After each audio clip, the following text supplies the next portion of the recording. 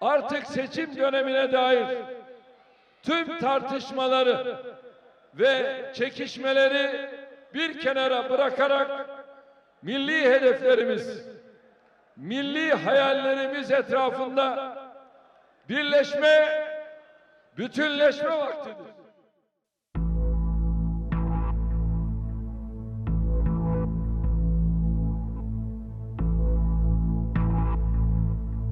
This is the Republic of Türkiye, home to many empires throughout history and even superpowers of the ancient world, including the Persians, Romans, Byzantines, and Ottomans.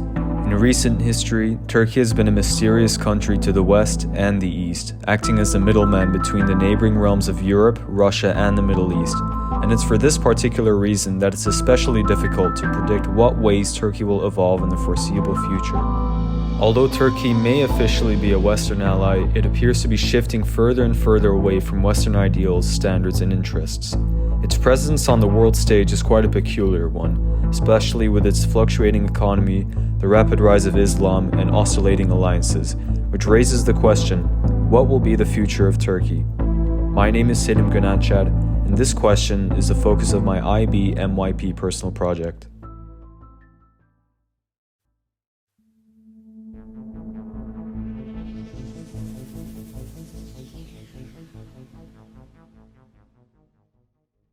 To comprehend Turkey, you must observe its geography. The domain that Turkey sits on is riddled with millennia of history and has always been the junction point between a wide variety of cultures. It is a transcontinental country that rests among the boundaries of Europe and Asia, with the majority of the country lying on the Anatolian Peninsula straddled between the Black Sea to the north, Mediterranean to the south, and the Aegean to the west. The Asian section of Turkey, which comprises 97% of the nation's borders, was called Asia Minor in antiquity, and the European section, which comprises 3% of the nation's land area yet 10% of the population, is on the Thrace Peninsula, connecting the Balkans and separated by the Bosphorus Strait, Marmara Sea, and Dardanelles Strait.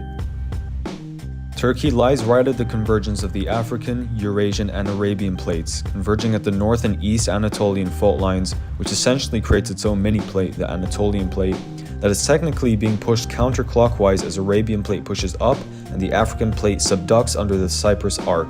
This means Turkey is greatly subject to seismic activity, which, as seen in the February 2023 earthquakes, has proven to be a detriment for the country.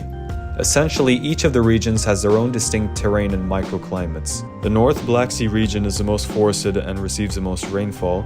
The Thracian Peninsula and Marmara regions are the flattest part of the country, making it the most agriculturally adept with adequate arable land. The Aegean and southern coasts have a Mediterranean climate. The central Anatolian plateau is like the grain harvest belt of the country. The southeastern parts are the driest, and the far east regions have the highest elevation and the coldest weather, most notably the city of Erzurum. The capital and the second largest city by population is Ankara, and the busiest, world-renowned financial center and only transcontinental city in the world is Istanbul, with a population of roughly 16 million people and hosts the busiest shipping port, the port of Haydarpaşa, as well as the second busiest airport, the Istanbul International.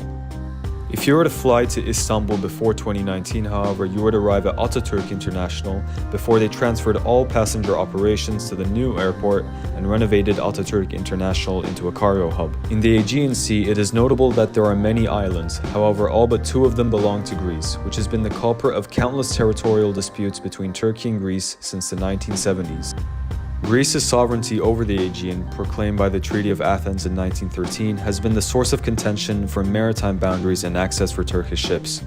Nonetheless, it is obvious that Turkey's borders are somewhat shaped like a rectangle, which is symbolic of the direction trade and goods have flowed within Turkey throughout history.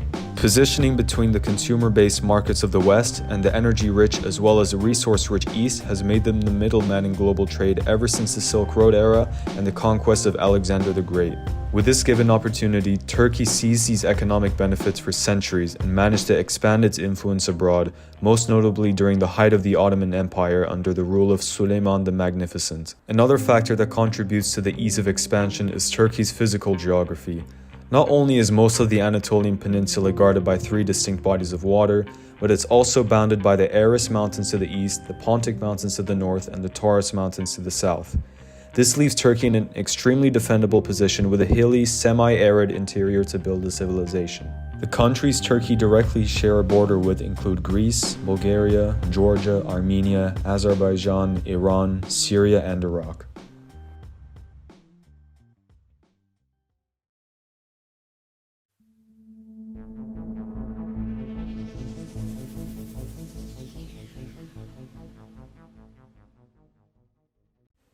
Numerous ancient cultures thrived in Anatolia ever since the 10th century BC, most likely even housing the first civilization, Göbekli Tepe.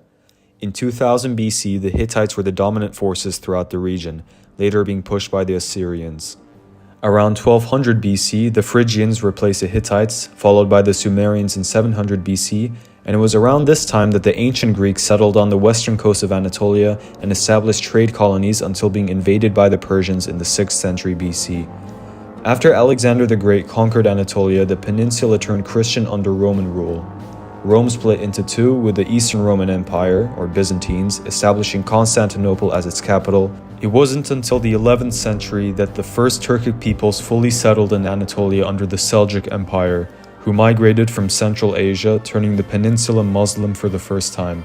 Afterwards, Mongol invasions broke up the Sultanate of Rum, a separate empire established by the Seljuks, into many different kingdoms, otherwise called beyliks. One in particular was ruled under the House of Osman in what is currently the Bursa province.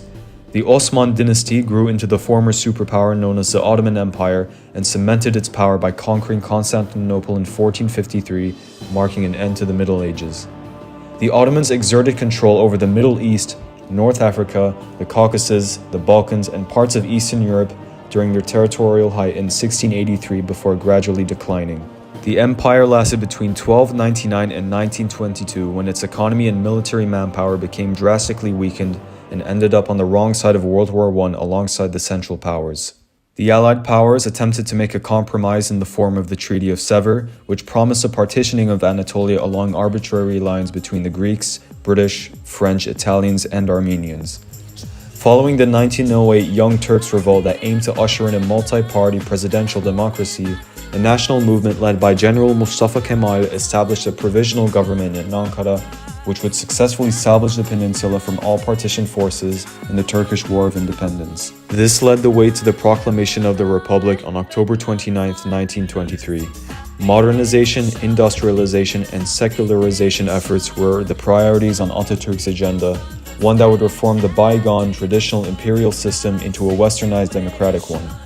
Other reforms included the replacement of the Arabic alphabet with the Latin one, the principle of separating religion from the state, as well as providing women the right to vote and to stand for election. The Turkish Grand National Assembly gave Atatürk, father of the Turks, as last name to Mustafa Kemal in 1934 with the implementation of the law on family names.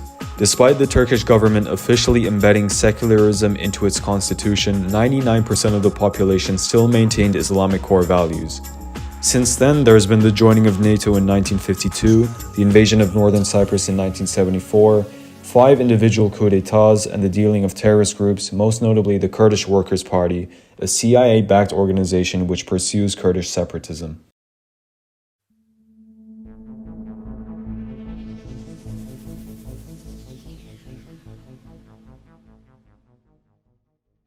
Turkey currently has a population of 86 million people, yet by 2060 that number is expected to grow to 97 million and slightly decrease from there on, with an annual growth rate of 0.55%. This is a decent projection as it will promote the creation of new jobs and increase labor without putting too much stress on the country. With a median age of 31.5 years, Turkey is neither too young nor too old to have a majority of its residents in the workforce and make significant economic gains within the next few decades. However, it is worth noting that Turkey's growth across different provinces is uneven. The fertility rate in the east is drastically higher than that of the west, which is mostly due to the imbalance of urbanization across the different regions of Turkey, which would most likely be a focus of Turkey to sort out its metropolitan development. Having an eastward growing population wouldn't be too bad, as it is the least populated region of Turkey, except for the fact that it is inhabited by Kurds rather than Turks. The Kurds are a separate ethnic group concentrated in the southeastern Anatolian region bordering Iraq and Syria that comprises 12% of Turkey's population. They have fought for independence for years and have been involved in countless skirmishes in which all attempts have been obstructed by the Turkish government. It is definitely not in Turkey's favor to lose authority over the southeast Anatolian regions, but as the population there rises, so too will Kurdish separatism. Hence, there may be a growing combination of both economic prosperity and political turmoil within the region in the foreseeable future.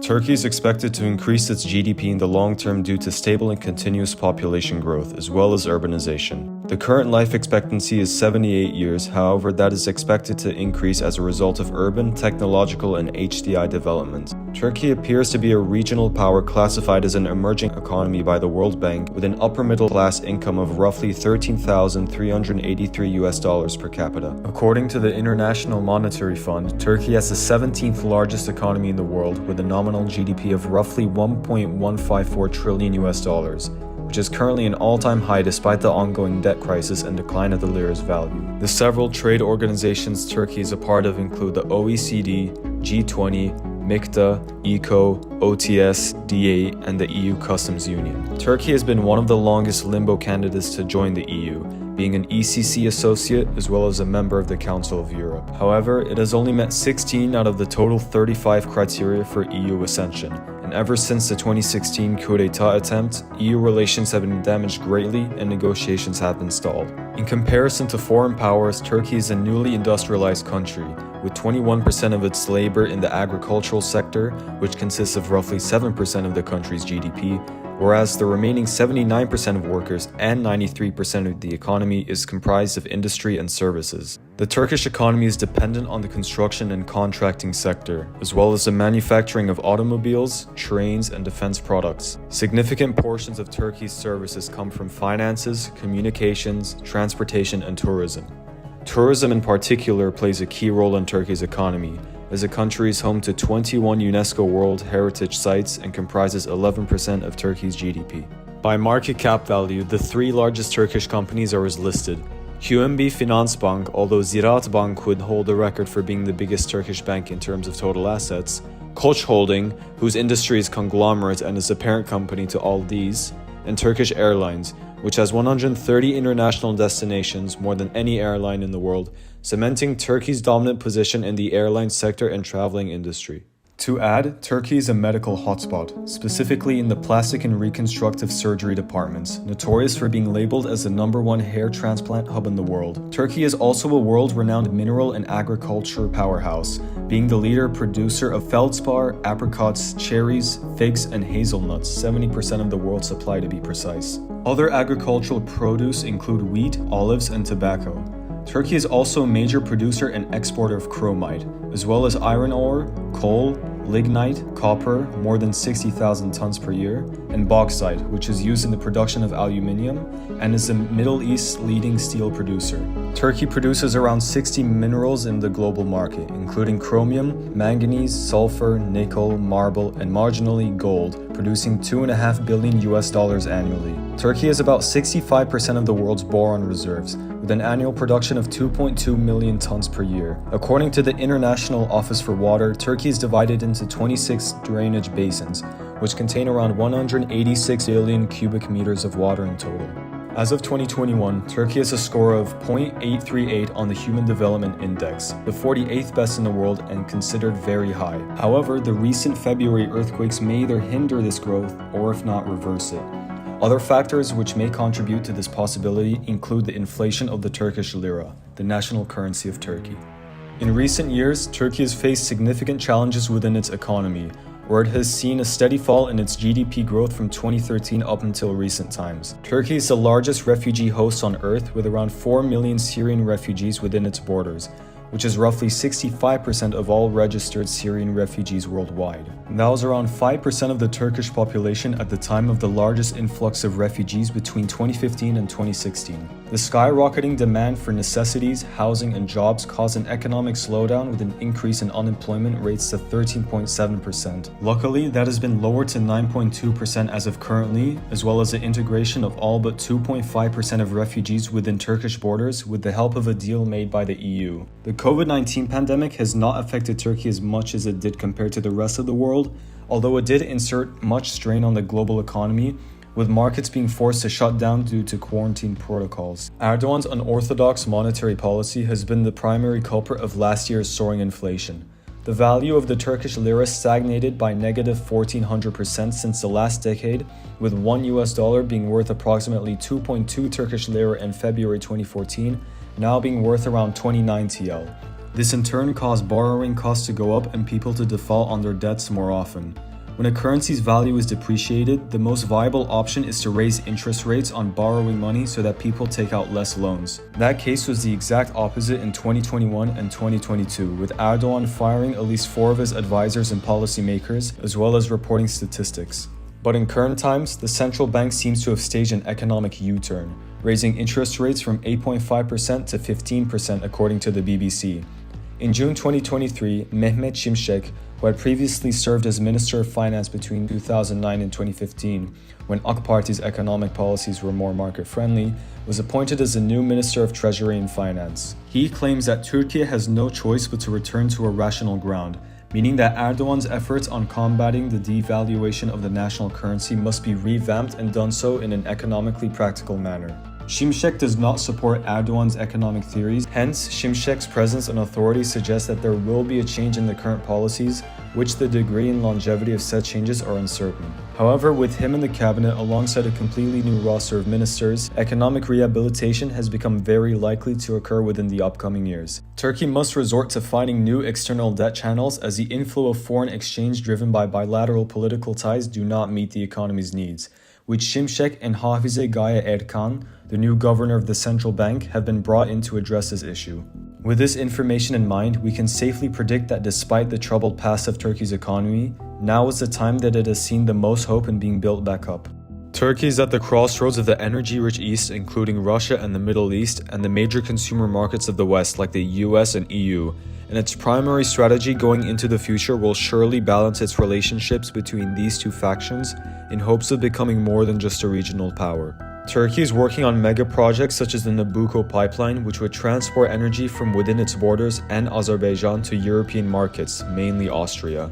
Fossil gas supplies over 1/4 of Turkey's energy, consuming 50 to 60 billion square meters of natural gas each year, nearly all of which is imported. Until recently, the Sakarya gas field started production in October 2023 and produced 4 million cubic meters a day, aiming to produce 10 million in the foreseeable future.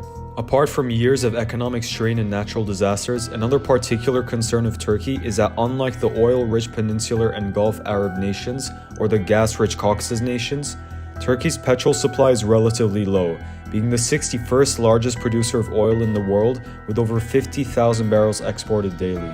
Turkey is currently in an energy deficit, however, meaning it consumes more energy than it produces. That is why Turkey relies on piped natural gas sourced and imported from Iran, Azerbaijan, and Russia, as well as liquefied natural gas imported from Qatar, the US, and other hydrocarbons from Saudi Arabia, with spot cargoes to meet domestic demand. In 2019, the imported gas bill totaled $41 billion for approximately 45 billion cubic meters. Turkey is geostrategically positioned as a transit hub consisting of interregional pipelines where it purchases, imports, and transports hydrocarbons from energy-rich nations, produced in the Caspian region to Adana as oil or to Europe via the Dardanelles as gas. In addition, Russian gas transits Turkish maritime zones in the Black Sea through the Turk Stream pipeline, supplying southern Europe and Balkan markets. In recent years, however, Turkey has made significant natural gas discoveries in the Black Sea and is currently working to excavate and harvest gas from the source. With this strategic revelation, Erdogan and his administration are ambitious to reduce gas imports and foreign payments, ultimately becoming a gas exporter and more self-sufficient energy-wise. Between 2010 and 2015, almost 2 trillion cubic meters of gas were discovered in Cypriot, Israeli, and Egyptian waters, causing Turkey to assertively intervene by sending a deep-water drill ship to enforce its claim on eastern Mediterranean naval territory, as well as establishing further sovereignty over Cypriot waters. After several Romanian deep-water Black Sea discoveries of gas, Turkey commenced exploration efforts in 2020 of the Tuna-1 well, drilled by the Turkish deep-water drillship Fatih, encountering a significant gas column at a depth of 4,775 meters. The field named Sakarya is located near the intersection of Romanian, Bulgarian, and Turkish waters, located inside Turkey's economic exclusive zone. Since mid-2020, the Turkish state oil company TPAO discovered an estimated 540 billion cubic meters of gas resources. The Sakarya gas field could potentially supply up to 30% of domestic demand when it comes onstream in 2024, with an estimated 10 million cubic meters per day, with the maximum production being projected to be 40 million cubic meters daily by 2028. To initiate the excavation projects, Turkey will need investments from international financial institutions requiring technical and commercial transparency, which is uncertain whether it will be secured according to the Turkish administration. In addition to capital investment, TPAO is seeking technical support, which prompted them to form a likely partnership with Azerbaijani state oil company Sojar.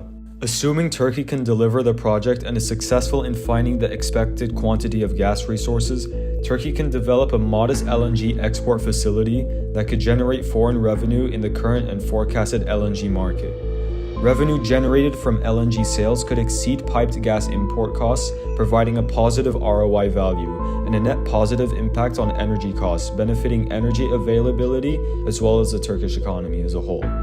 Another possibility would be to reduce Russian gas exports via the Turkstream pipeline and replace the gas with Turkish hydrocarbon via the Sakarya source. Since Russia has already suspended gas exports to Bulgaria via Turkstream, the pipeline system needs to be utilized with spare capacity. Hence, when Sakarya comes on stream, Turkey could replace Russia as the main energy supplier for Southern Europe, including Russian ally Serbia, boosting Turkey's place and role in the LNG export industry. With the Sakarya gas discoveries alongside the Ukraine-Russia conflict and further NATO expansion, Turkey is on its way to increasing its global stage presence.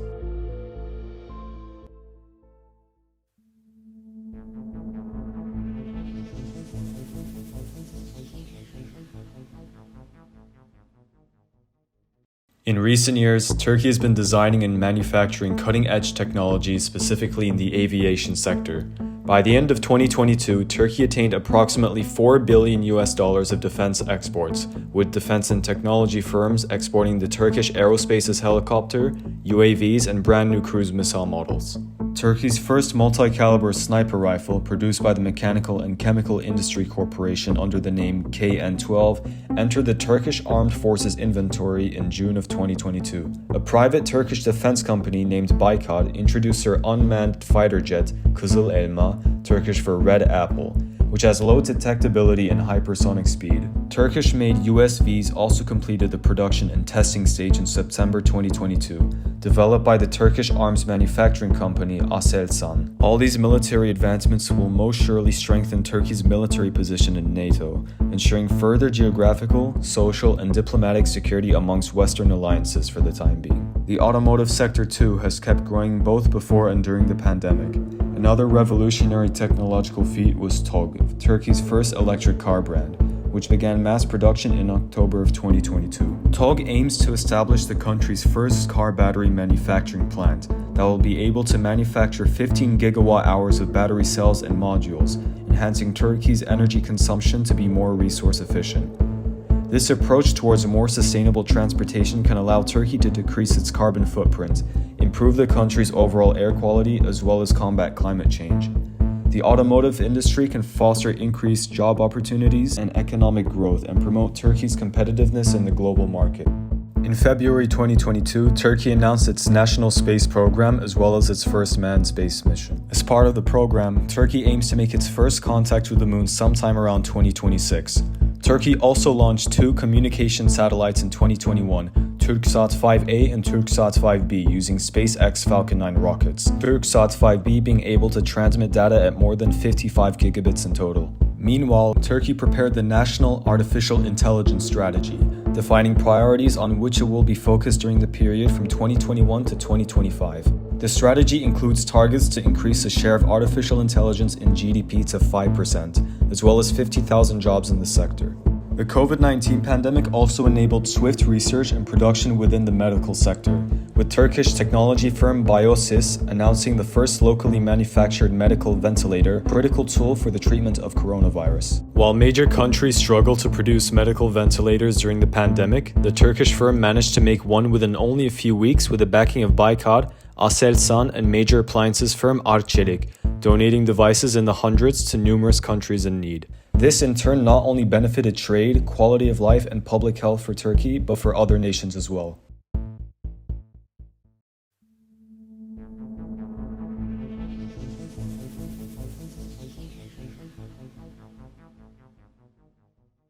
The Turkish Armed Forces is divided into three branches: the Land Forces, Navy, and Air Force, with 355,200 active personnel and 378,700 reserve personnel. This makes Turkey the 8th strongest military in the world, and it is the 3rd largest contributor to NATO forces. As of 2022, the total budget for the military was around $10.6 billion, less than 1% of the country's nominal GDP. Turkey's annual military exports are around $4.3 billion, roughly 4 times its imports, signaling that Turkey has an economically prosperous defense stream, most notably with the Russians. Turkey has been especially dependent on Russian energy and has purchased Su-57 Russian jets, thus balancing out the Americans off the Russians in terms of global trade. What's notable to point out is that Turkey's defense industry will gain a new dimension within the upcoming decade. Here's a list of 15 weapons, vehicles, and equipment that will enter the Turkish Armed Forces inventory by 2030.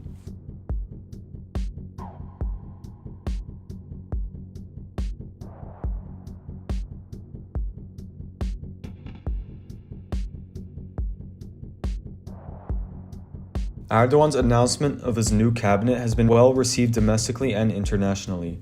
Turkey has a new foreign minister, Hakan Fidan, who has transformed the nexus of Turkey's intelligence, security, and foreign policy system. Although Turkey is aiming to expand and pursue autonomy in its foreign and security policy, doesn't mean that it's anti-West. The cabinet also seeks to handle disputes with more precision. Turkey spearheads a trend in global politics where regional powers are acquiring more autonomy in their foreign and security policy and greater status in international affairs than ever before. Compared to Brazil, Saudi, and South Africa, Turkey has 2 distinguishing features. It is a NATO member, making its geopolitical balancing act more contested, and it is a post-imperial state, where the idea of grandeur is popular amongst the census. Up until the 1990s, Turkey's attention was focused on domestic politics, an approach that fit more closely with Atatürk's agenda, as well as the political and infrastructural modernization of the country. Loyalty to NATO and the threat posed by the USSR meant very little chance of Turkish expansionism. However, with the fall of the Soviets, a new power dynamic was set in place, one where the main threat that lingers in Eurasia is non-existent, allowing Turkey to insert its geopolitical plans. Turkey recognizes the changing world order, and despite being a US ally, Turkey is preparing for Washington's diminished role and the creation of a multipolar world. Overall, Turkey is the strongest country out of its immediate neighbors, and none of them, as well as Iran, can threaten Turkey in a confrontation, securing Turkey's geopolitical security in the Middle East. In some areas of Turkey's neighboring countries, proxy clashes between greater powers have been apparent, which has led to destabilization, occupation, and national division in those places. States collapse, resulting in the proliferation of a range of unsuspecting threats including terrorism, uncontrolled migration, and militias. Turkey is aiming to maintain stability in regions where this is occurring, mainly its near abroad. This was the strategy of Ankara's former Minister of Foreign Affairs, Ahmet Davutoğlu, who created the zero problems with neighbors doctrine. However, since the 2016 failed coup d'etat, Davutoğlu has been marginalized, with Turkey's policy becoming more assertive, one that fits Erdogan's neo-Ottoman expansionist agenda. Since 2016, Turkey has participated in armed conflicts in Iraq, Syria, Libya, and Nagorno-Karabakh. It has also significant military contingents in Qatar, Northern Cyprus, Syria, and Somalia. Erdogan has had far more ambitious goals than just no problems, hence why he is regarded as a modern populist pioneer. All the conflicts in which Turkey is tied in the Middle East have one common denominator. They occur in the areas of the former Ottoman Empire, including Yemen, Libya, Syria, Nagorno-Karabakh, and Crimea. And it was particularly in Turkey's interest to ensure the security of Crimea and other Ukrainian territory up until the Danube River. But since the 2022 invasion of Ukraine, Russia has become the greatest maritime threat to Turkey. Mutual relations between Turkey and Russia are a festival of political pragmatism. They need and use each other for business and defense purposes. If they were to act alone, the Western powers would inhibit their permission to achieve as much in the Middle East.